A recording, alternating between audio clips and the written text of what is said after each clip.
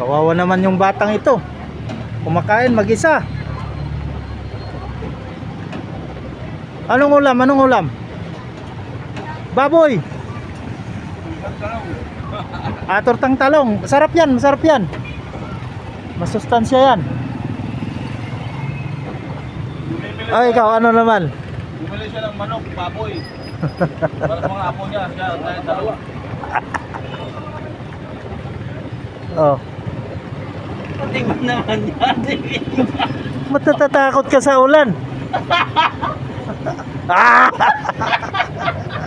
Pati ba naman si ano si Oh.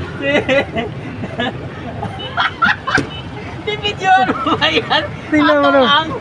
Tingnan mo naman yan eh. Ganyan ng mga masisipag na tao.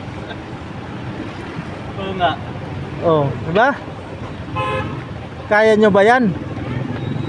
Ang lapit lang ng bahay niyan. Pwede na lakarin pero dito talaga kumain.